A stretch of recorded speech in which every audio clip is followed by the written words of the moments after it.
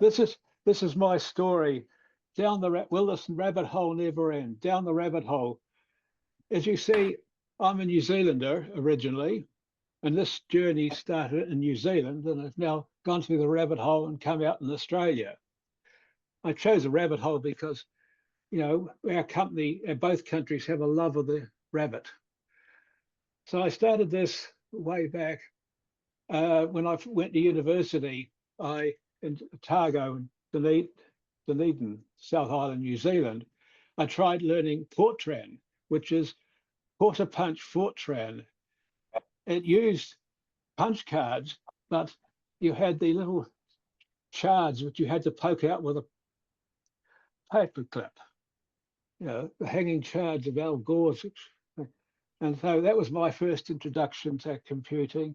But I had to give that up because the dental school wouldn't allow me to take time off their computer because it was all on a mainframe. Then my first, in the dental field, my first thing was I set up a dental records system on one of these, Trash 80 Model 2, with a huge 8.5-inch with 0.5 megabyte of storage on that. And then I also had one of these devices just to the side there, which was a disk, external disk drive about the size of a large microwave, which contained up to 3 0.5 megabyte 8-inch disks. That's my Trash 80 TRS-80 Model 2 CPM based machine. I won't go back over the last bits you might have missed. What year would that be? That was in the mid 80s. Yeah. And then I graduated up to a portable computer, a K-Pro 2 with 2 5.25-inch disk drives. And I've missed some things out there. Where did they go? Oh, I wrote, on that K-Pro machine, I wrote my I wrote my own programs in a thing called DBase 2 using a operating system, a pickles and trout version of CPM. Then 1997, on my 50th birthday, I adopted digital radiography, which was advantageous for the patients because they didn't get quite nearly as much radiation, but it was better for us, quicker, great stuff. Then computerized tomography was what I finished up with. You know, once again, all those exciting jaws and things that you hope never have to deal with. Then I started this was my first experience of CAD-CAM. This is a CEREC machine. It's designed to produce crowns and inlays in ceramic material. You have a scanner, this is another one, but it produces a model of the teeth. And then we go back, you see, using this trackball here and the keypads and that, you design your ceramic crown that is then milled out of the ceramic material with a sort of, these can go and about rotate and move in and out. It's about 5 or 6 axis milling machine, which was quite fun to play with. And here's another one with the purple material, which was quite interesting. Not many people like purple teeth, and it looks funny, but if you then run it through a ceramic furnace on a particular cycle, it turns into tooth color. It was much stronger than the original stuff. And funnily enough, we have in the back office a ceramic furnace vacuum pump for some reason. So I don't know how that gets there, but it has. Then I went on to my CNC machine. First one, I started this one in New Zealand, was going to be a belt-driven job. You can see the belt goes round the stepper motor shaft and lays in this track in the V-groove extrusions. This is a sort of diagram of it. But I decided not to do that. It was going to be driven with a Gerbil on it, a little driver board on an Arduino. You can't see it, using this tooth belt.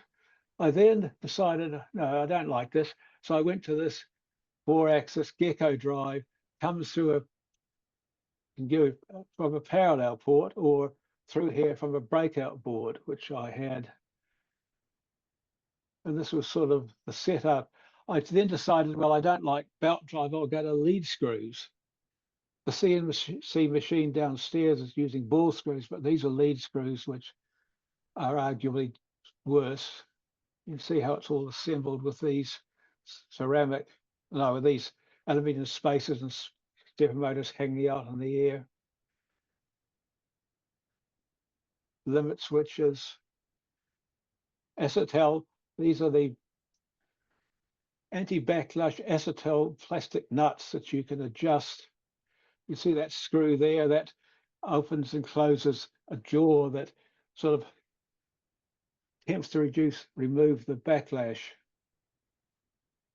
This is my search at that stage, set up for a power supply, drivers, breakout board, some relays to control everything, and a 12 volt and a 24 volt power supplies to control the relays in it. Then I went on to another version. This is the breakout board, the MB3 from the CNC Router in Thailand. This is what they call an ESS smooth stepper from Warp 9 in the States. Drivers from steppers online in China, power supplies from various places. My nicely insulated and safe buzz bars. Then I'd gone to solid state relays, EMF filters. That was how it was set up at this stage. My spindle motor is a ABM spindle it's a German manufacturer, but they are available in Australia. But I imported this and that from a firm in Denmark at considerably reduced price compared to the Australian cost for the same thing. So I'm afraid there's a computer down there, an old computer that runs everything. This is the front now of my current driver board, controller box. Because I wanted to see all the pretty flashing lights, I hacked a hole in the metal box and shoved in a screen out of a microwave oven. So it's an EMF shielded, but I tried to coat it with a bit of plastic to keep the dust out, but it's not very good. But anyway, 2 starter buttons, you have to press them simultaneously to start it. They're supposed to be much more separated, so you've got to use 2 hands to start the machine because otherwise, so you can't have any hand and get cut off. Controllers to the switches to switch the power supplies. E-stop here cuts power off to everything. I like my missile switches cover, but that's the main power supply switch. There's another version of it now. I've got 2 power supplies now just to keep up with the current. My homemade contactor board there, which has got about 4 relays switching each other to. Down here, stabilized power supply for the spindle motor electronics and EMF field. Yeah, that's not solid state relays, things all hidden under power supplies now. The drivers with all the micro switching to give you micro stepping and controllers. These are the power leads. These go out to the stepper motors.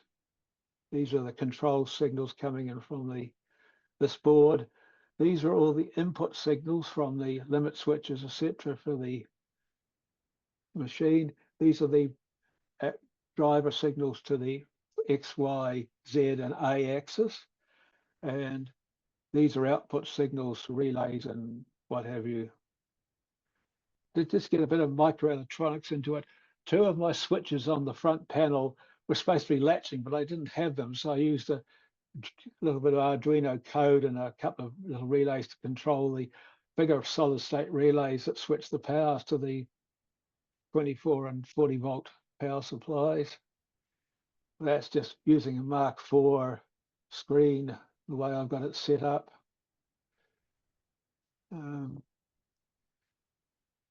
This is the Mark Bob 3, the manuals you get. Just used it. This is from Thailand, and it's written very good English. That's quite useful. But just the way of wiring the pins out and everything, and which each goes to wherever.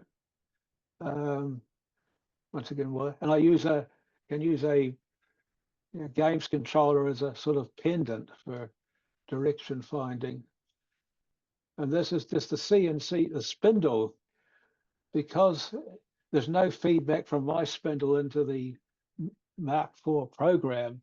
You just set a pulse setting on the Mark IV program, and this gives you the speed control, the speed range. It's supposed to be 3,500, but it doesn't get down that far, and it goes up to 25,000. That's it.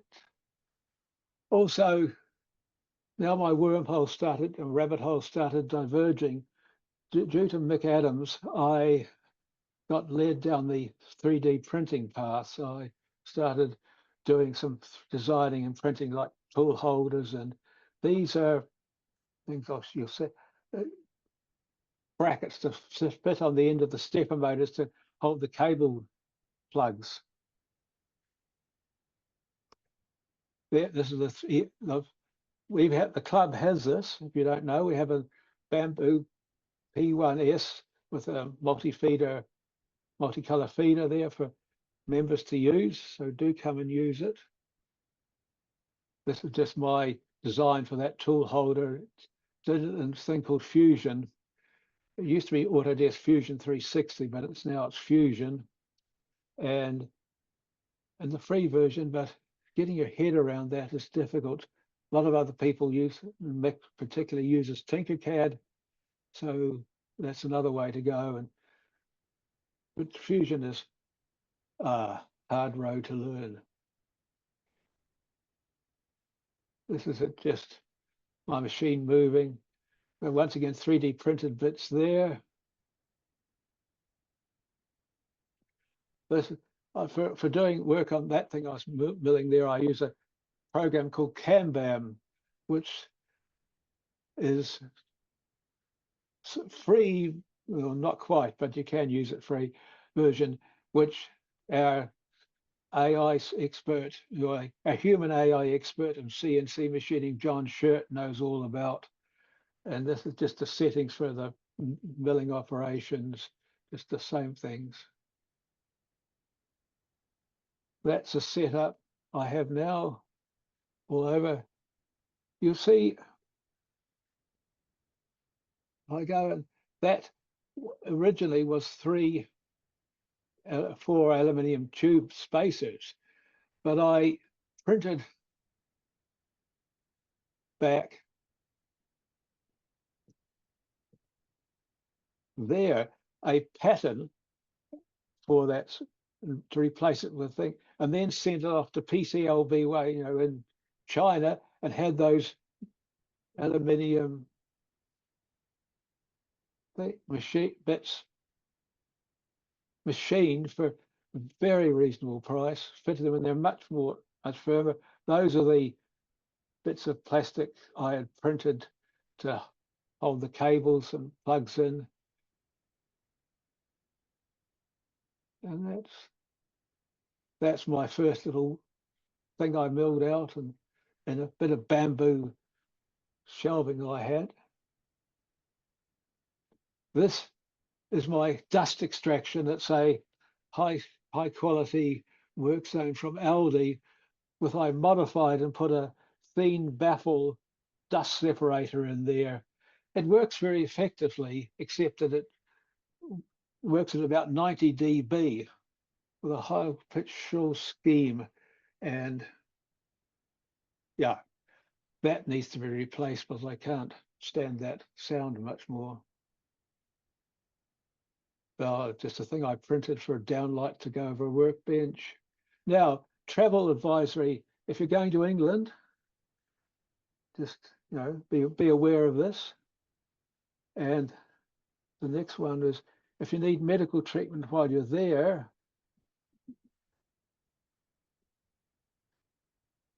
and well, thanks very much, David. That was fascinating, and I didn't understand too much of it. oh, I'm sorry. Oh well, that's my fault. No, not at all. Yeah. Not at all. No, that was good. Thank you very much. Okay. Now, our guest speaker is Alexar. Tell me if I'm saying your name right. Alexar Pendashteh? Yep. Not bad. I have to spell it with an O. Pendashteh. Pendashteh. Okay. And the subject is community building through innovation. Not that one? Well, that's implied. Implied. And the other one was Technology Commons Foundation for Digital Freedoms. Okay.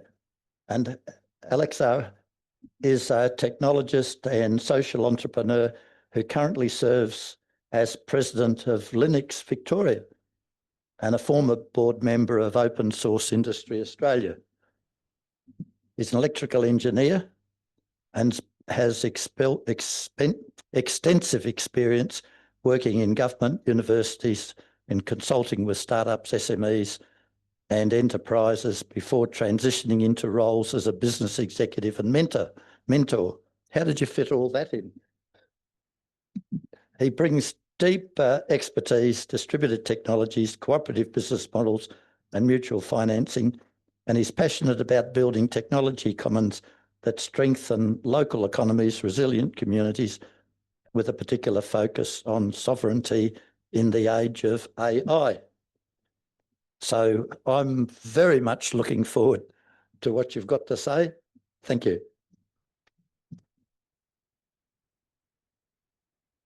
Thank you for having me. The answer to your earlier question, Barry, is it? Barry. I haven't figured it out, but I think what got me there was, as I was told today, ADHD, probably. I guess I didn't settle for a simplistic answers, and I dug deeper in different sectors. Of course, curiosity took me to different places. And after a few years, this is where I am now. And it's an honor to be here to share what I have to say. Thank you. So as a URL where I'm presenting from, I can connect my laptop or... thank you for the opportunity. I put this talk together, and a colleague of mine who prepared the pictures for it. It's going to be a bit disappointed because the pictures didn't make it to the talk. I had to do the sound check. David, how are we with the sound? Perfect. So hopefully I'll get to do this talk properly with the pictures I've prepared, and you get the very first version. And I'm not a presentation person, I'm a live demo person, and I really like to have conversation with everyone later and on the Zoom. So we got to go through some words and concepts so that we have a common ground for our conversation. So technology commons. Peter Griffin, if you know him, gave a TED talk about birthday.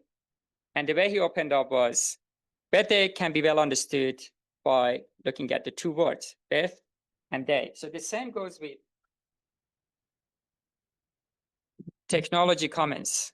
We got to get back to technology later, but let's talk about commons first. Commons obviously is an English word, and we may be using it, or we may have our own understanding of what it means, but it's also a technical word, an academic word. I'm curious if anyone's here familiar with the more technical meaning of commons. Oh, I can see the online audience as well. Actually, it's very good. So the message hi is from me. So was there a hand here? Yeah, what's your understanding of commons? Okay, yeah. Can you tell us more? resource management of it and the people and processes involved in managing that resource. Beautiful. Yeah, thank you. So I'm going to go through some examples of commons so we're all on the same page. But if people on the audience want to put some examples that comes to their mind, I would really appreciate that. I want to get a sense of what we think of commons in the room. Not commons in the room, what in the room we would think of commons. And I'm also going to be reading the messages on the Zoom as well. So really bad grammar, fridges in our home. Yeah, we got a question. Commons is where you graze the animals. Where you graze the animals. Yeah, thank you for your input. Yeah, all right. We may get back to that. Any other, not in the room? So the fridge that we have at homes could be seen as commons. We don't really think about it, but if you are a couple or with a family or even housemates live, you don't necessarily, when there's milk, you use the milk and you fill it up. But sometimes in house sharing, everyone's got their own milk or sometimes even their own fridge levels. In fact, I had a friend who, with his partner, they were living together, they had a child and the child was 11. And I do know, even at that point, they had different parts of the fridge where they maintained what they belong. So that's not commons. Everyone maintains their own. Whereas when we maintain resources together, those who use the resource and contribute to the resource, that's referred to as commons. The Wikipedia is another example of commons. Meaning, as we use Wikipedia, every single person who uses the Wikipedia, like as simple as visiting, is also able to contribute to the Wikipedia to suggest alternative facts, add missing information, if there's like paragraphs missing, or add more resources or references. Every user could also be a contributor. In Wikipedia, obviously, there is not the balance, probably like any other shared resources like that, the balance between people who use and people who contribute is not great. However, the important thing is that everyone who is using Wikipedia is also able to contribute to Wikipedia and change the content. So the other example I want to bring up, which is a bit more sophisticated, is LETS. Before we expand on it, I'm curious who knows what LETS stands for in this context. We have the same person who already knew the answer, and we have some comments as well in the audience. Eric says commons is a shared communal area in a village, which also can apply to digital tech. Thank you. That's the definition or meaning of commons that we are referring to here. So let's very quickly. The mic. So LET stands for Local Energy Transfer System or Local Economic Trading System. Oh, beautiful. I'm so glad that I can tell you you were wrong in one letter. It's good because you know a lot. We can challenge you. Yeah, okay. What was your name? Jade. The letter E was incorrect. So it's local. Final guess?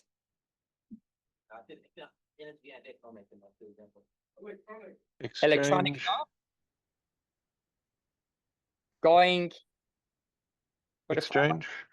Exchange. Who said exchange? Oh, Me, that's Chris. smart. That's perfect. So who said exchange? I There did, was a line. Chris. Thank you. Apologies. I'm still getting. This is a really good system, by the way. I had never been in a good system like this. So there's no line between physical and online presence. I really like it. So it's local exchange trading systems. Some probably wrong facts, but it helps with the story. It started in the 70s by someone who had the vision, and he ended up knowing some sort of coding, which later became .NET himself, and he implemented the very first versions. And Australia is one of the places that really adopted the system. I really wish the image would have made it to the slide. So local exchange trading systems, for those who haven't come across, is the idea that instead of using money for trading, which money comes from a external source, every time in a community where a transaction happens, when an exchange of a service or product happens, your neighbor has chooks and has a lot of eggs and tells you, hey, you're more than welcome to take the eggs. But the reality is that if they don't give the eggs up, it's going to implode and it's going to be bad. So they have to give them away. They want to share it with you. And the same way you may have a service you want to exchange. At the moment of the exchange of the service, the amount, we could agree on an amount, and the person who is providing the service or product can go positive 100 points, dollars, whatever. And the person who's receiving can go under. Basically, the money gets created in the moment of exchange and cancels itself out. It's an entirely different way of looking at keeping account.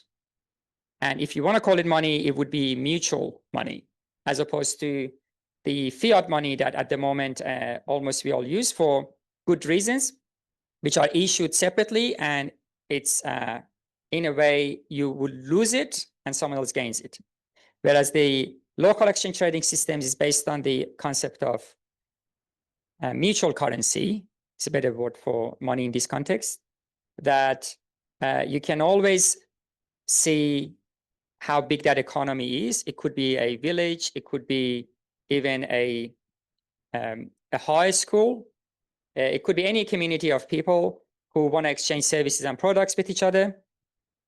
And in that situation, you basically, you are together. It enables people together to maintain the resources without money being in the way, because in a lot of places where there is not a proper financial system and there's no credit system, because it requires like a very solid rule of law, cash becomes the king, as they say. And sometimes there is a need and there's someone to provide the need, but because the person who wants to receive the product or service doesn't have the cash, that doesn't happen. And that's where some economies, even where there is enough interest and resources in the community, the economy goes down. Whereas local exchange trading system is a really good example where it enables a group of people to maintain a community together. Okay, so Let's itself is commons, the system itself, because it's maintained by people who use it. Do I annoy you when I move around? Okay, I'll stay in the frame. Oh, okay, I think this is the camera. I'm figuring it out.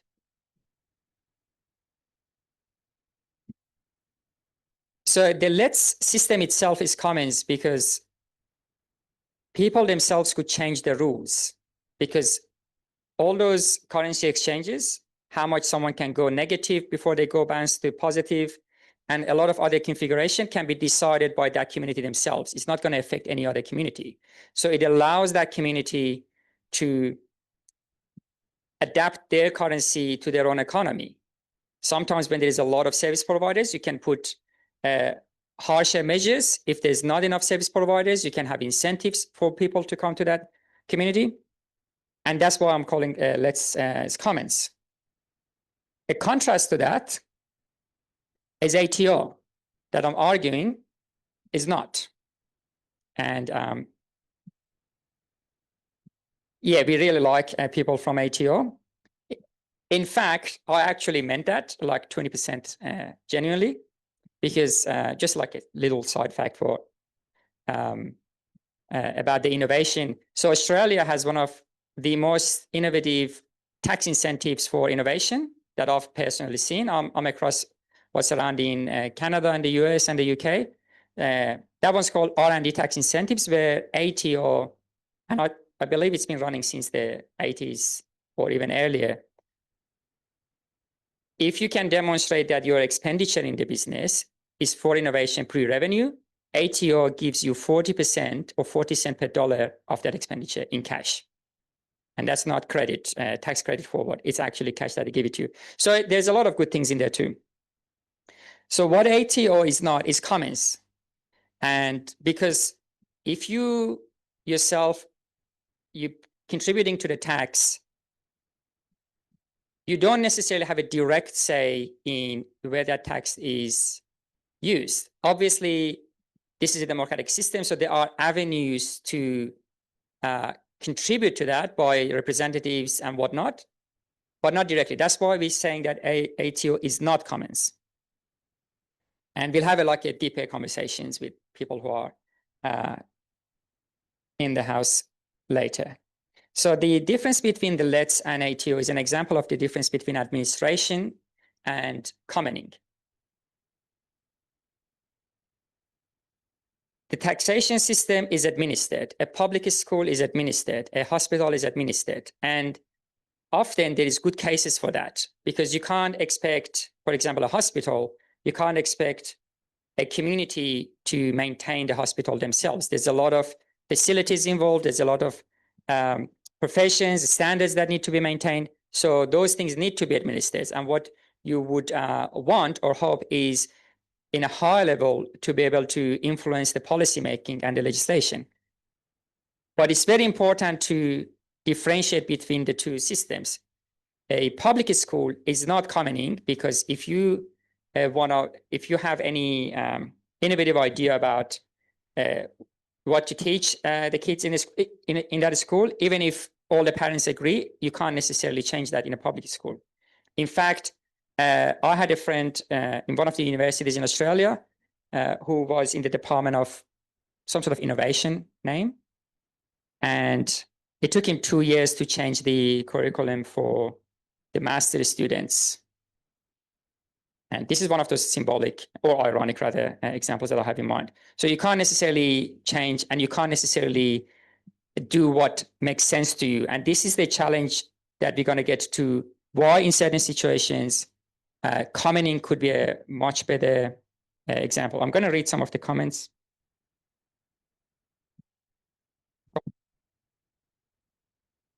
All right, so the rise and fall of institutions. I'm going to take a big leap here. I'll put a dramatic title here. However, as societies started getting more complex throughout centuries or millennia, we developed, the institutions started developing, and they grew. And that's when we ended up with very sophisticated systems that they're mainly administered in a higher level, and in a smaller level, you have the opportunity for commoning.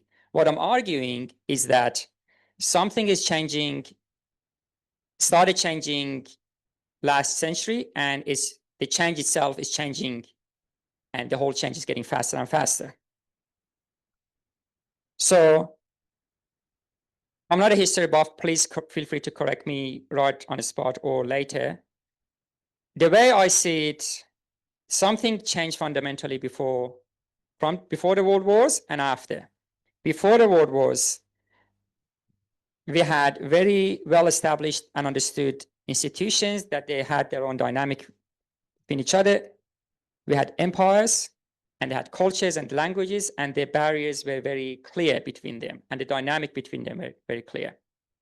Throughout the century, we transitioned globally to the new notion of countries and their agencies.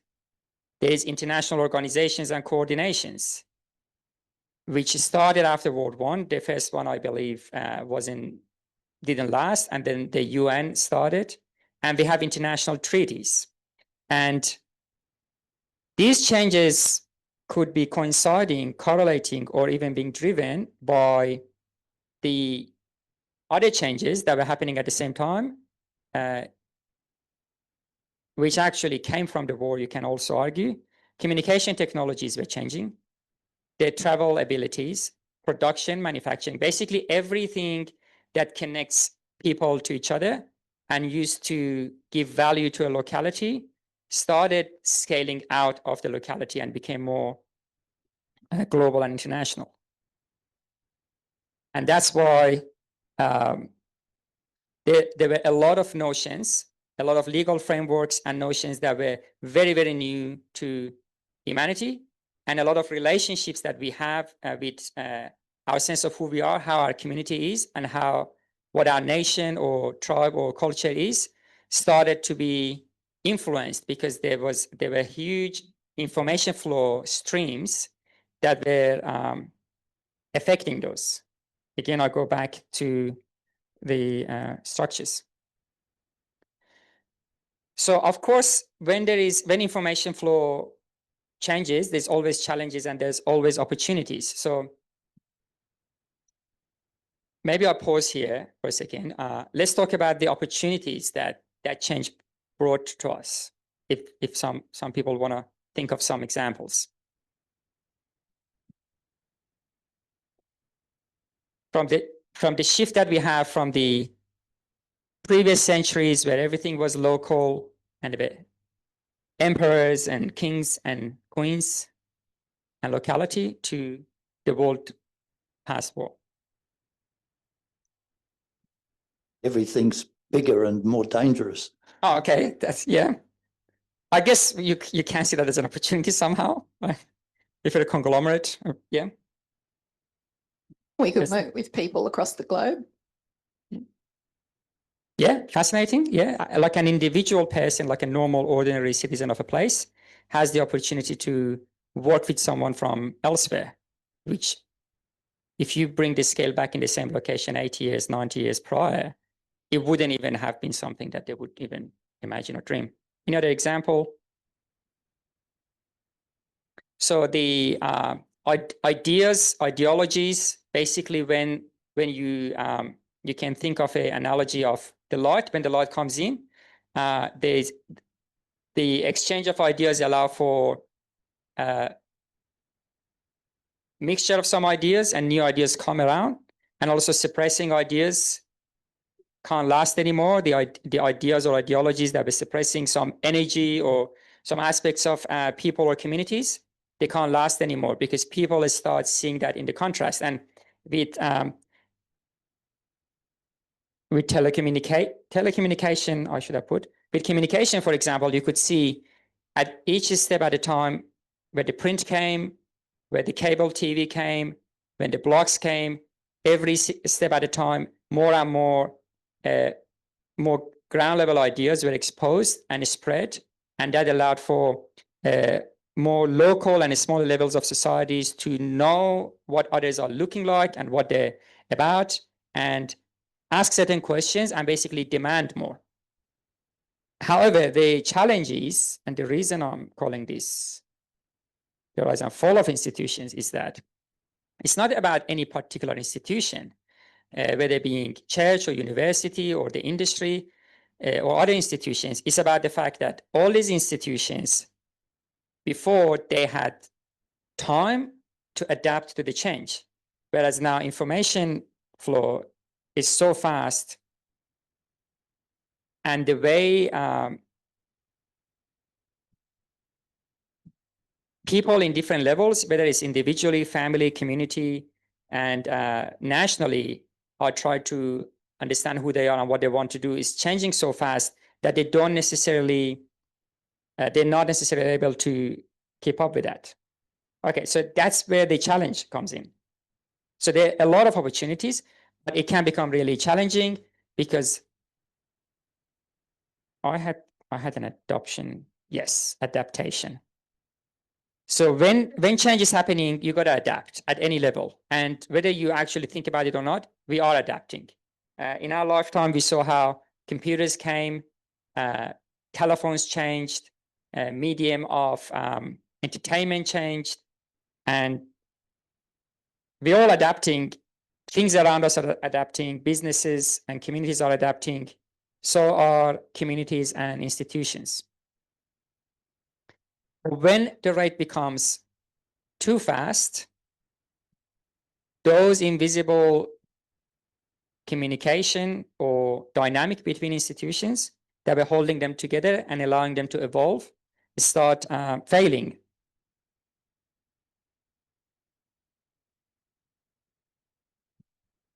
And we can argue one of the main drivers of these changes were technology. And when existing institutions that previously would provide stability to communities and were the medium for transitions and evolutions, were falling behind, the technology is the one that basically decides what happens next, decide even what is a lot of features that we had in our society, certain institutions responsible for defining those things. That's when technology providers become the entity that defines those things, and then in the face of that, the institutions have to follow or play catch. There are many examples. I believe this room very technical.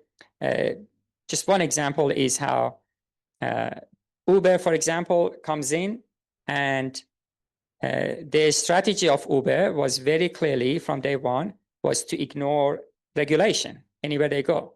They operated only out of San Francisco. They decided to never have any office in any other jurisdiction and to avoid all the liabilities.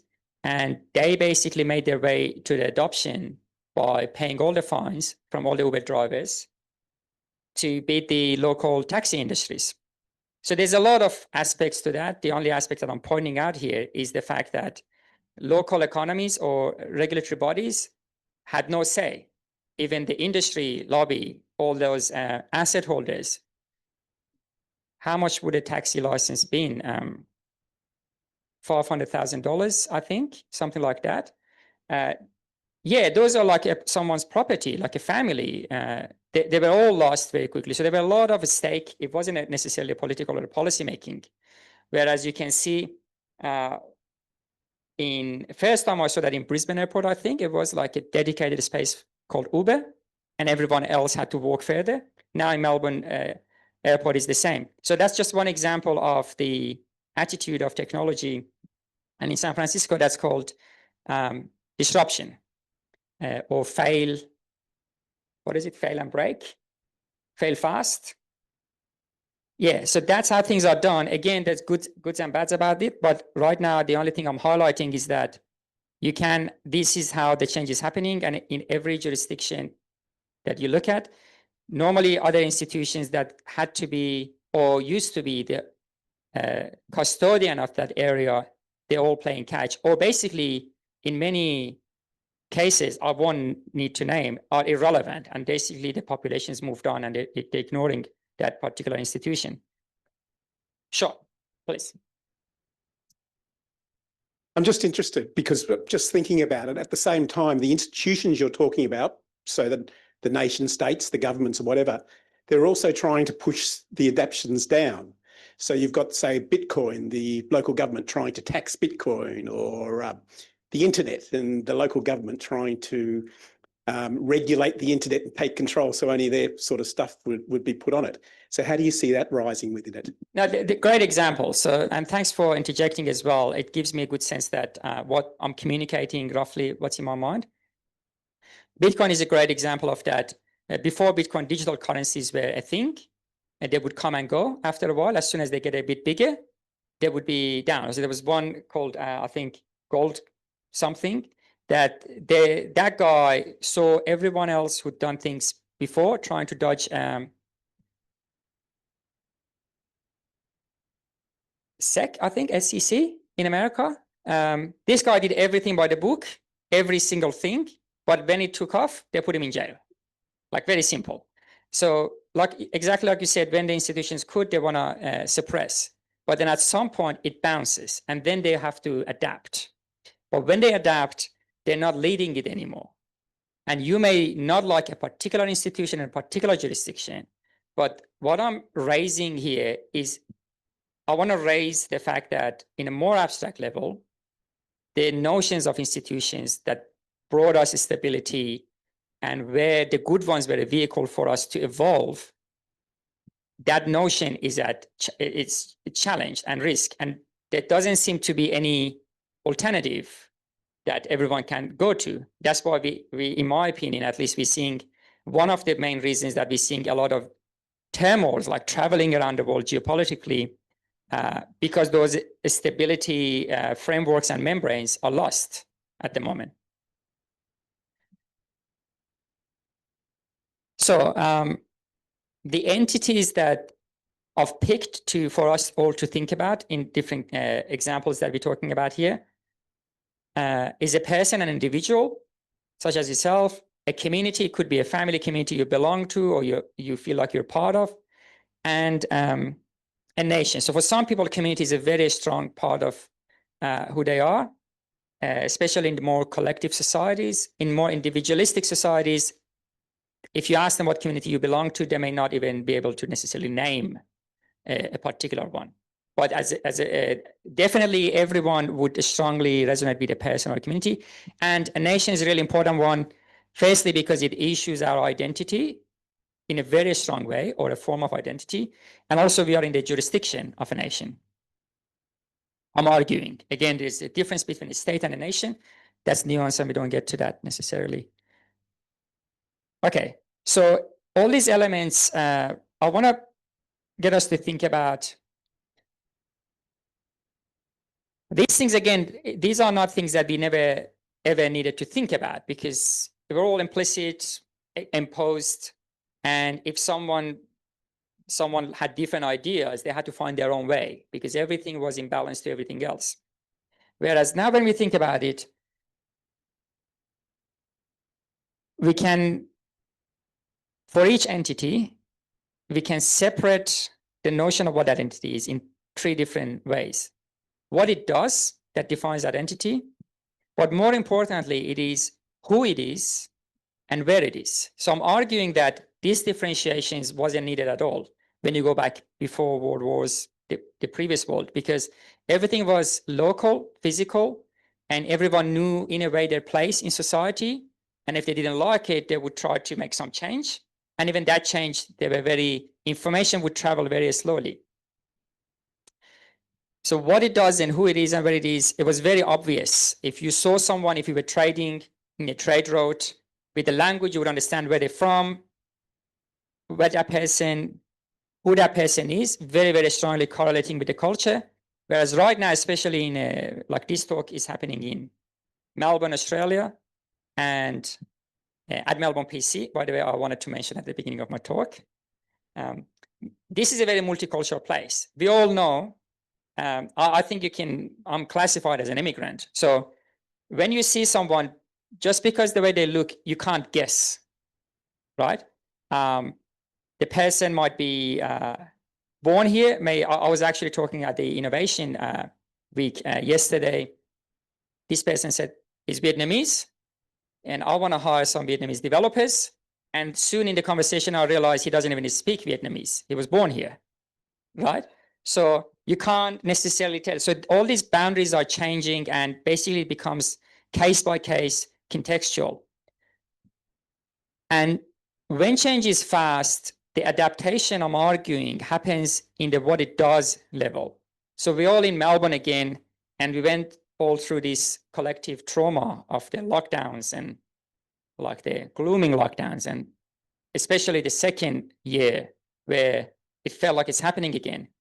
A lot of these notions were challenged, and this system and people didn't even know what to do necessarily. The funny one that I remember, because I had worked in the state government before, and I knew that after they released the kilometer distance rule or direction, which was law at the time, because of a state of emergency, there was actually no definition of your address. So the police may pull you over, and they would refer to the address on your driver's license. That may not be where you're living. You may have moved to take care of your dad, for example. But what is the address of the person? Where is that person? And that actually became like a legal challenge that they have to work on it while they're dealing with a lot of other things. Where is this slide? Oh, I thought it's a timer. Again, I'm inviting us to think about the fact that not only it's not obvious anymore that who a person, a community, and a nation is, we don't even know where it is. Before, if you were a nation that locked the other nation and you wanted to take it, you either had that nation or not. The only time that you knew you had that nation was when your flag is raised. It was very clear where a nation is. Whereas, is it clear now? Because now we have businesses, like in Australia, for example, there's a controversial port that is owned by China, for example. So there are a lot of farms in Australia owned by Canadian companies, American companies, and Chinese companies. When every aspect you go, it's very nuanced and complex. And what matters also, it's not necessarily on the land and where the land borders are. So we don't necessarily know where things are, and it becomes a matter of identity. And this is something that I think is very cliche, but I hope I established good grounds for the fact that it's really important to think about the fact that it's changing. And in the absence of common perception of identities, there's going to be chaos. It's not about the fact that you are clear about your identity or someone else or the community is clear. If that's not understood amongst your peer, it's going to be problematic. And that creates room for the actors who prey on deception and exploiting the confusion that's happening basically in this space. I'm trying to speak very high level so that I'm not singling out any particular thing. And this is across the board. There's no particular example.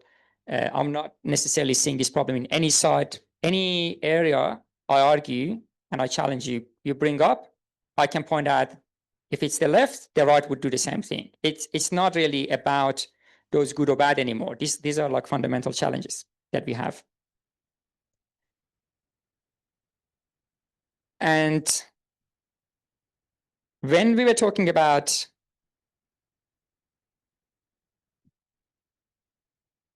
who a person, a community, who the entity is, that's a matter of identity. But where it is, it's a matter of sovereignty.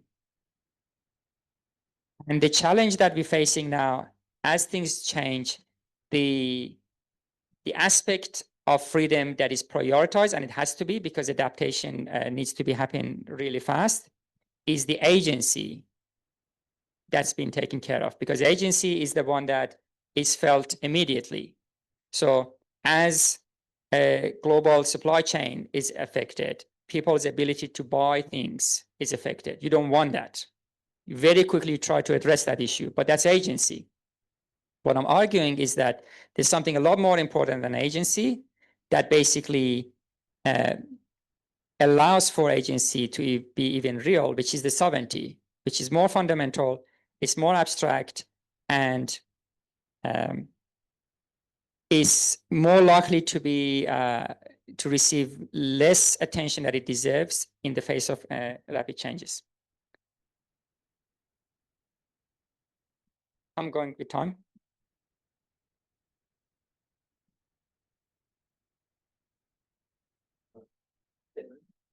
10 minutes, okay.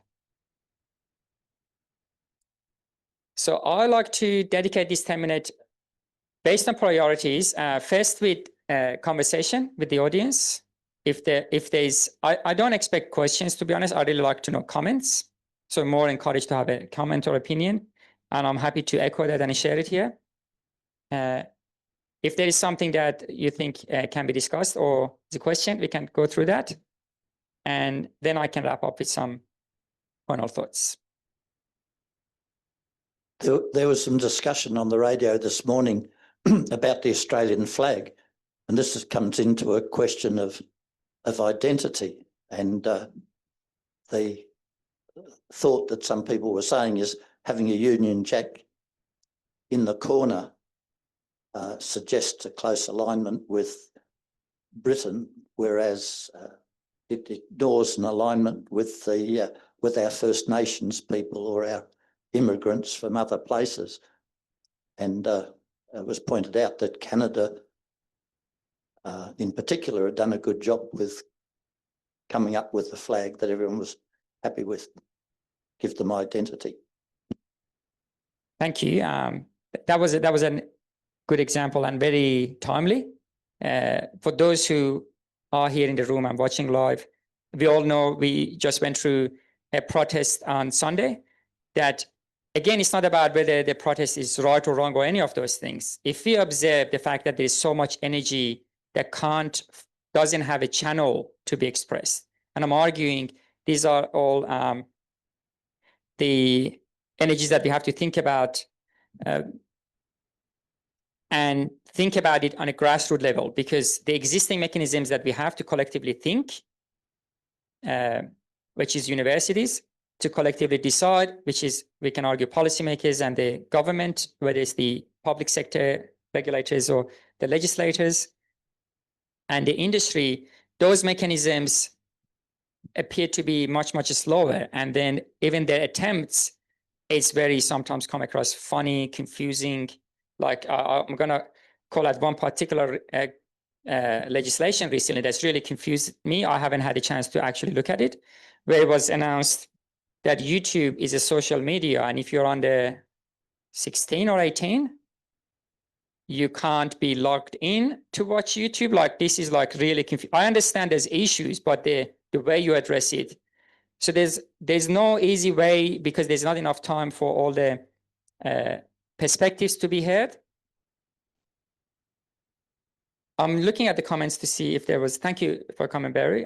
It actually reminded me, I was speaking to Dr. Les early this morning, and telling me on ABC radio, there was also a very similar conversation. We have a question over there. Yeah, Ramon.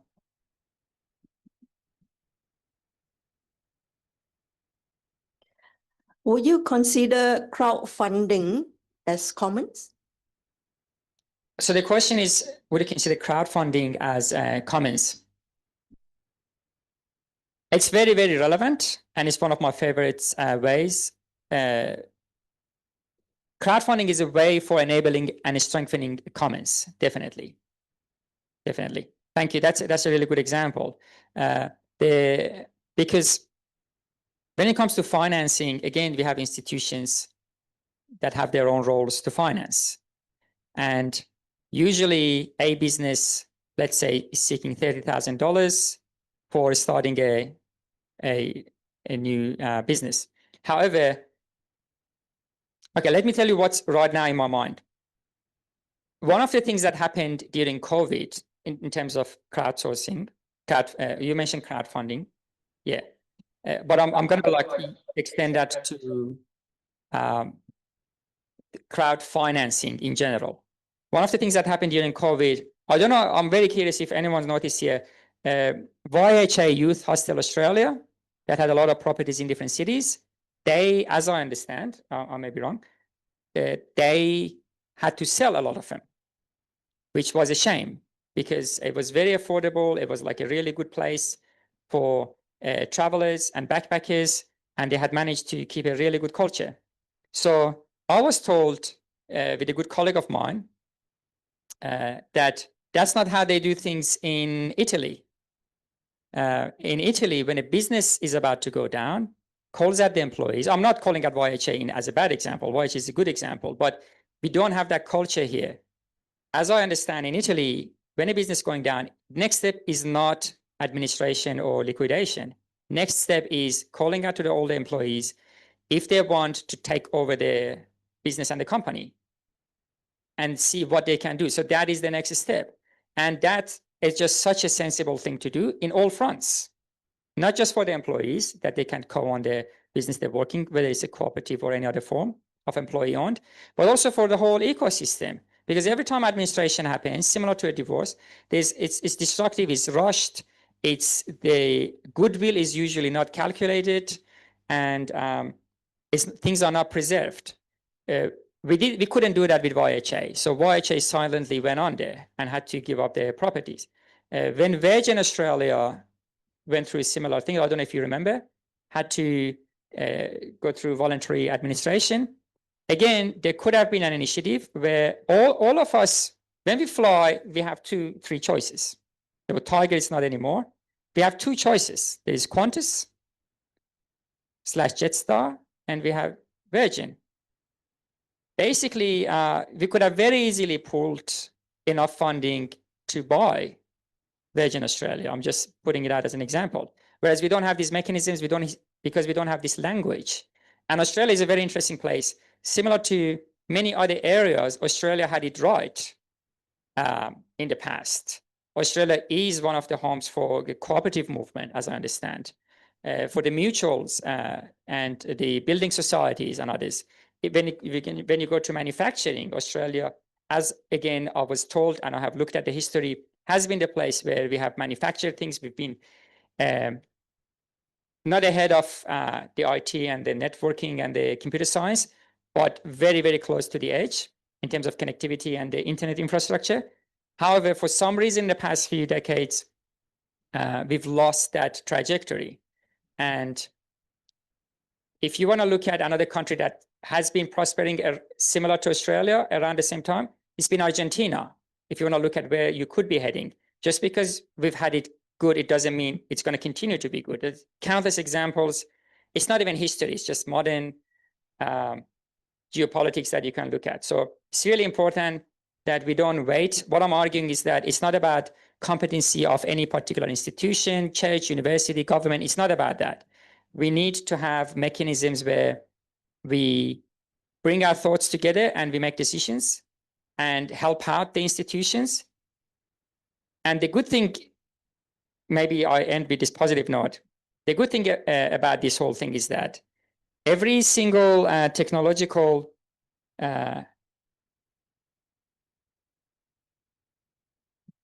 change that has brought these challenges has a flip side as well, which could also enable collaboration and sense making and better coordination to respond to the challenges.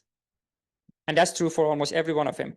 And now we are at a very strange part of history, I would argue, unless there is a solar flare or something. If the electronics and technology continues, the changes in what you hear about AI these days are going to be really, really transformative. And this is the time for us to use the technology perhaps and common sense and our own core strength in our communities to make decisions together basically and help ourselves. That's what I'm arguing.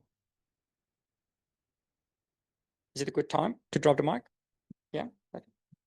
There's also some comments. Yeah, go on, Bert. In change, one of the biggest changes was the Industrial Revolution.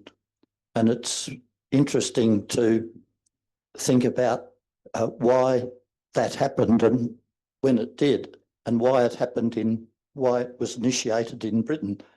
But I won't go into it, but it's quite interesting to look at that.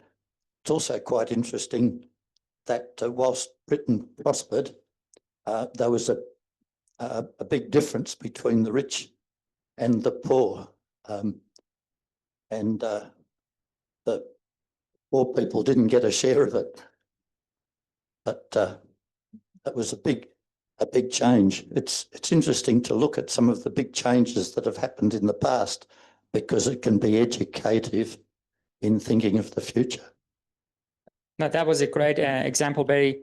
I was reading a story about that when it depicts a family right before the Industrial Revolution, like within even months when everything changes, where there would be a family, the family would know what they're doing. They're doing knitting or weaving of some sort. The business was the family, and there wasn't any particular sophisticated financing or education or training needed because it would be passed on generation by generation. Industrial wave comes in, and all of a sudden the family doesn't know what to do. Then you have to find a job, and things change really, really fast after that. When you think about regional Australia is a very interesting area for me because it has a lot of resemblance with a lot of other places in the world, whether it's the Philippines or some countries in Africa, South Asia. When you go to a regional area, a very local economy, which is great experience for those who live there, but it's also very prone to absolute disruption. What we had in Gippsland as part of our work in Linux Victoria, we are hoping that we have more activities in Gippsland to basically learn together how to do things with the open source practices. But the reason that Gippsland is really important for that is the entire economy of these 4 towns, Mobile, Maui, Traralgon, Maui, Mobile, Traralgon, probably not Sale, perhaps it's Churchill, like that particular, Sale is in Gippsland, you're right, but that particular area was all relying on very few businesses and the same industry. Yeah, and then when it just like in a matter of years, when it's shut down, massive challenges. We are gonna see very similar ones, or we can basically harness the power of the new technologies that are coming more and more to connect amongst each other. And a lot of these things are cliche sounding. We hear that a lot: collaboration, connection. However, it's really important for us to consider the fact that discovery and matchmaking in an industry or a community level, whether it's for people finding jobs or things they want to fix with each other, or where they want to go, where they want to buy a house, or whatever they want to do, with AI technology and digital technologies, if it's used in that way, there are things that you could do that you could never have even imagined to do. It would have required a lot of staff, a lot of infrastructure, whereas with the right technology you can also do those things. So that's perhaps how we can use the driver of the change to create a shield for ourselves and preserve part of our identities that we really like, and give up the parts that we may have seen it's not really necessarily good.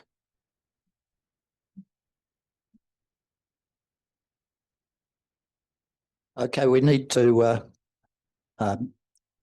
finish there. We could go on a bit longer.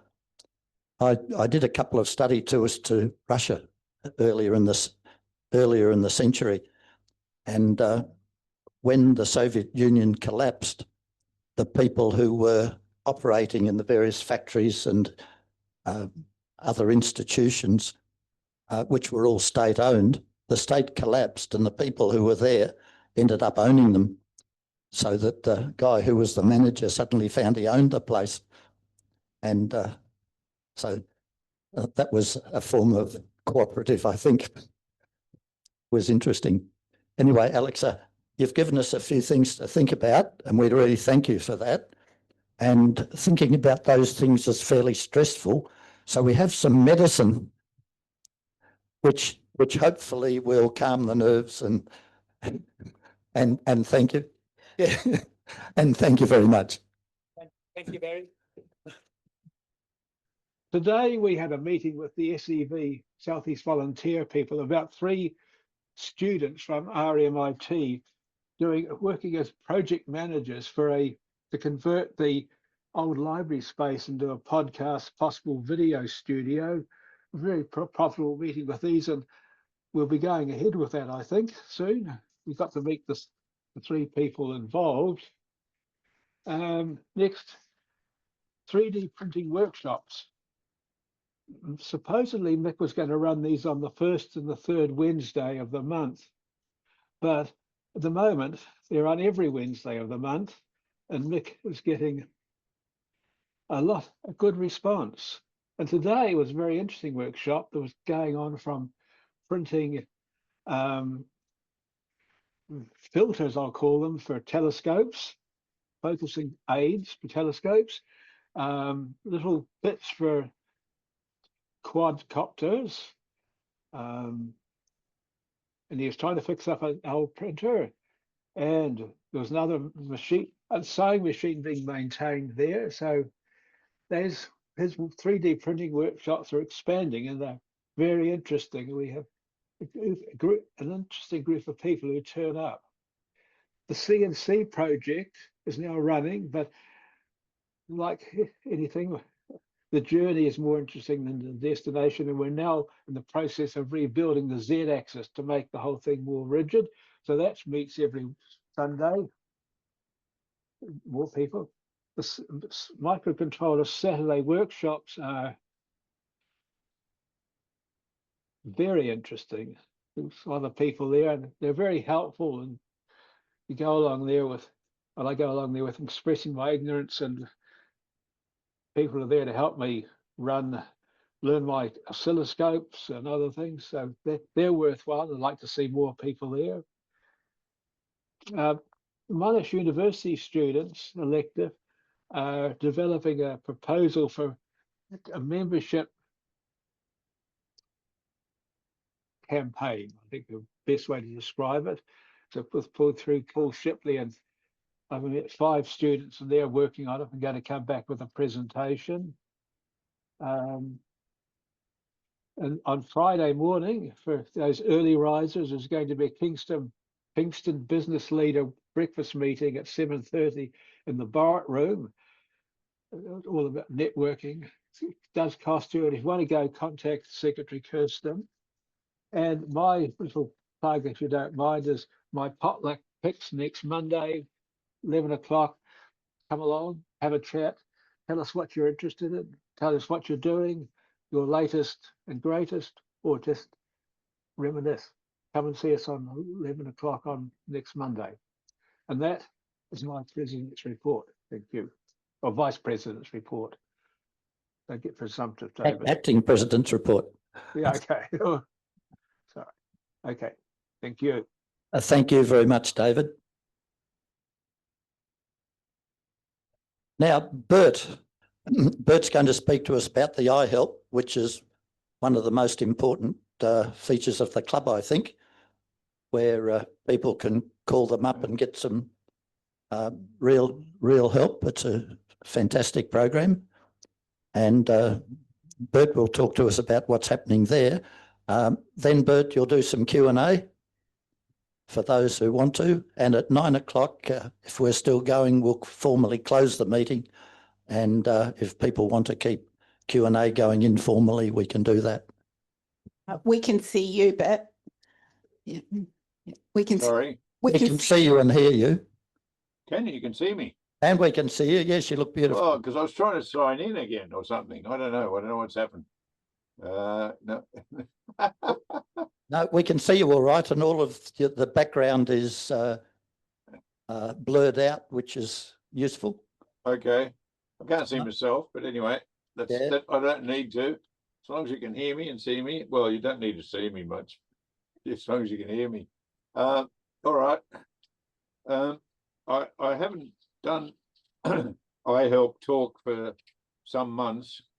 Some of you might know I've been in hospital in November and been recovering, and then since then I'm now on chemotherapy as well.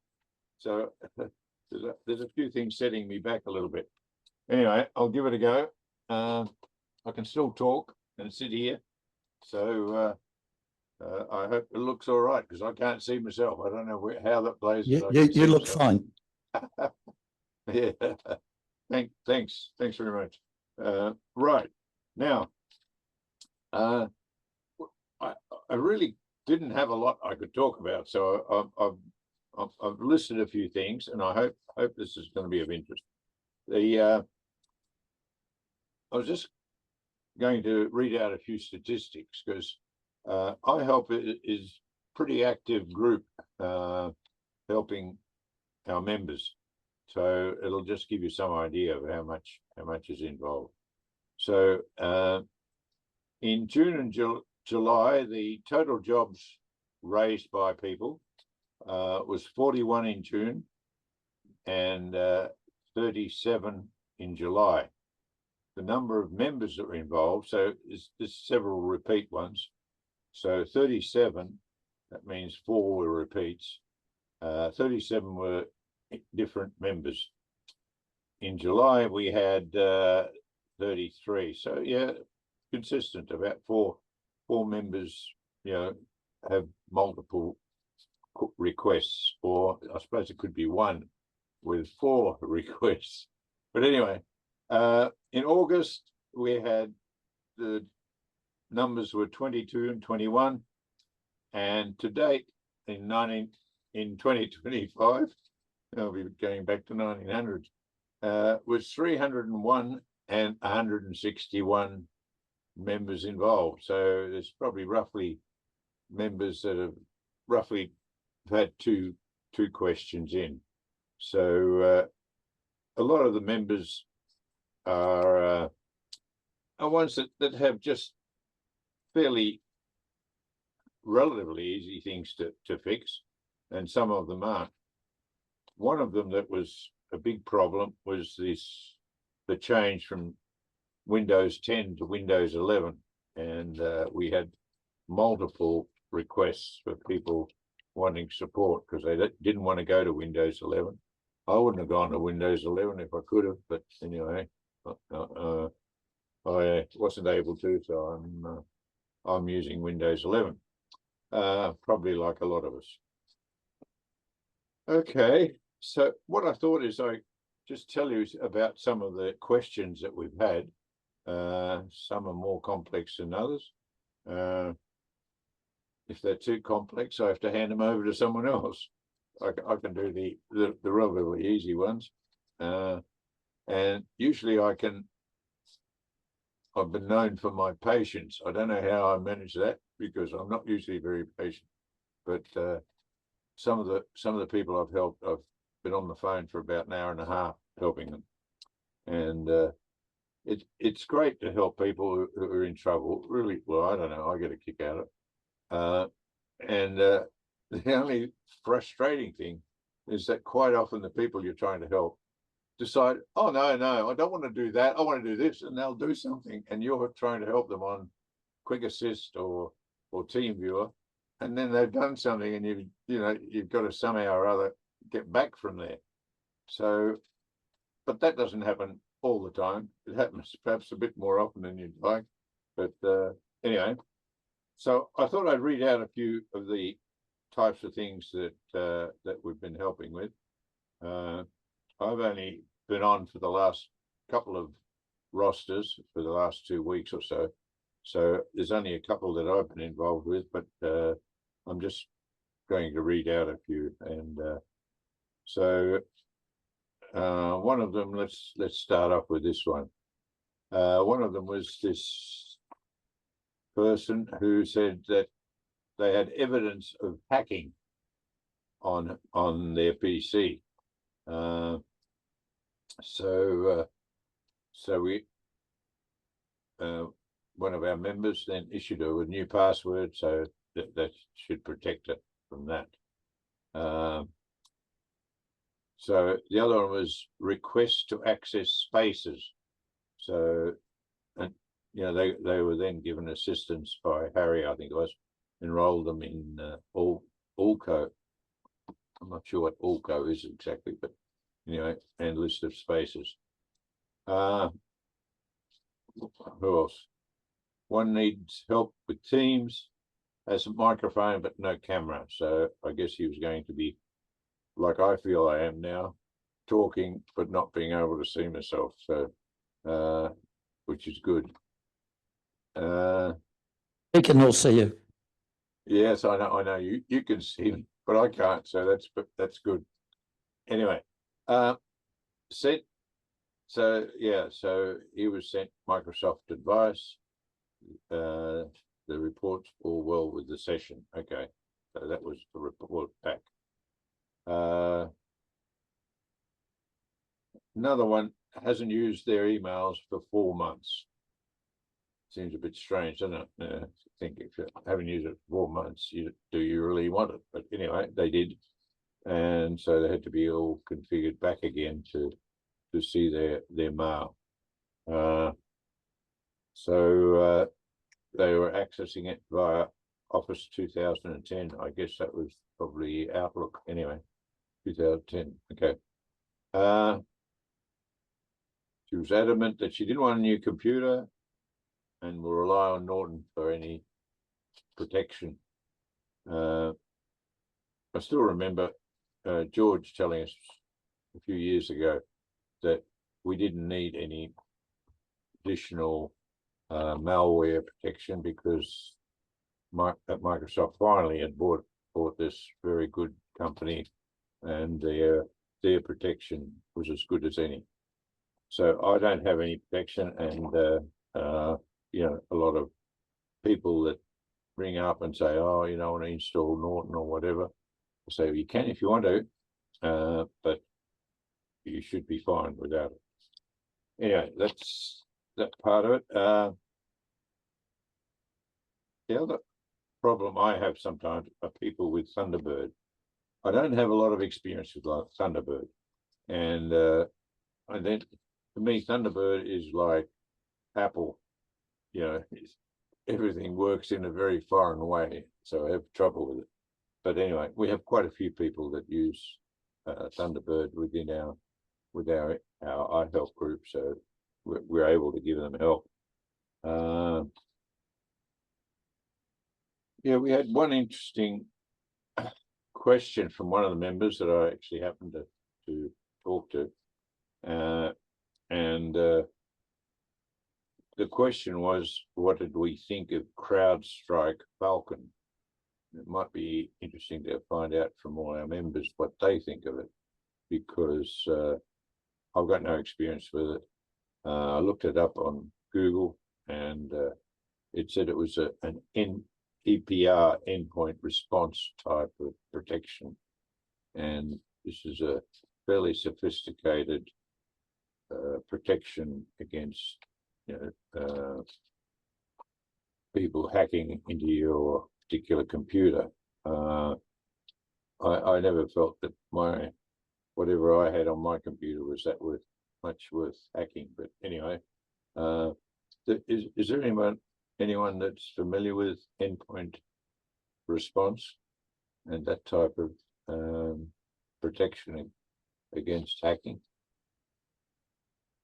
No one in the room. No one in the room? Anyone online? No. Okay. Anyway, it's quite complicated, and the what they said on endpoint EPR was that you had to be, I guess you had to know a little bit about programming even, because it seems like it can go wrong, and then it'll really could jam up your computer. So I don't know. I thought it may have been more common than it is. So I've got a few more. I don't know when you start running out of interest. I know one of the people I spoke to, they said, "Oh yes, I go to the meeting sometimes online." She said, "I'm really just interested in the iHelp part," and I was absolutely surprised. I thought,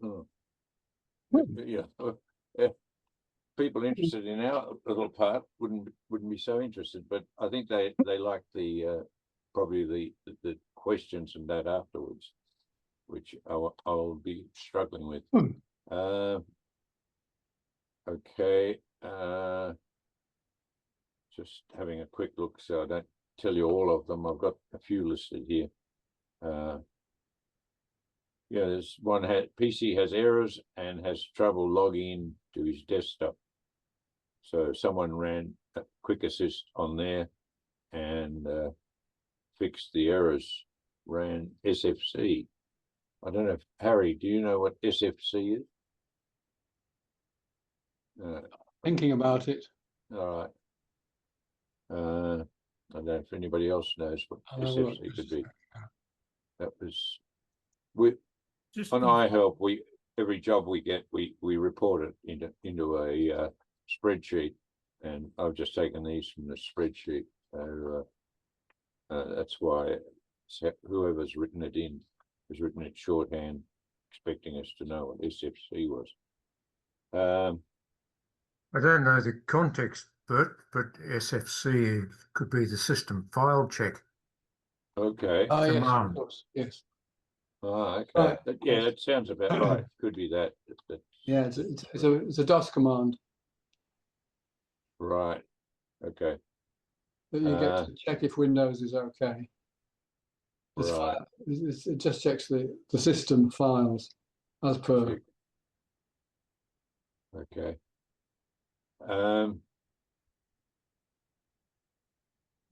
Yeah, we get a lot of, there's one here, there, once new password. We get a lot of requests for new passwords. People forget them. And the only possibility we have really with passwords is to give them a new password.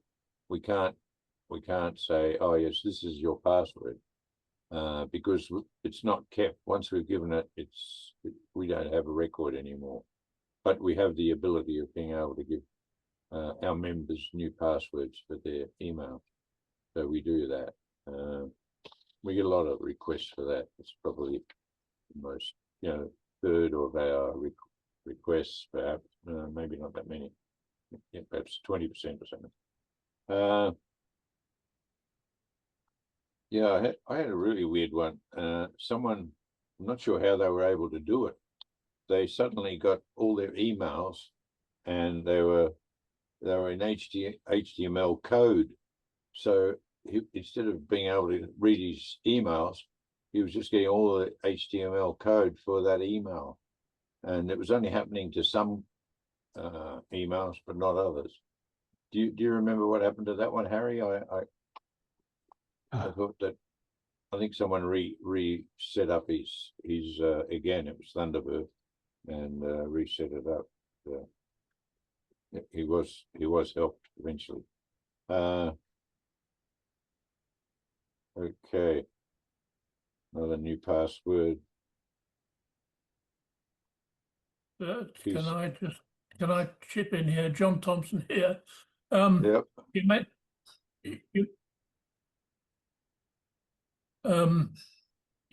Thunderbird.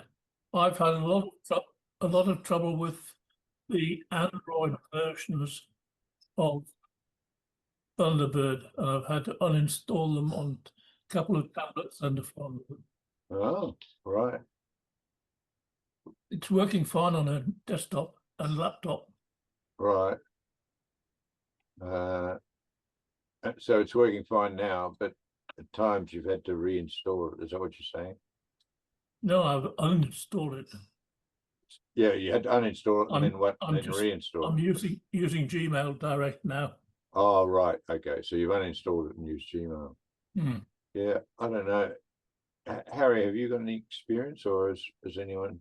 I don't know if we've. I'm just looking at the scrambled emails in HTML, and actually, I think maybe this is Dave finished this one off, Bert. Yes, I think he did. Yes. Finished updating new Windows 11 upgrade, and things are now displaying okay.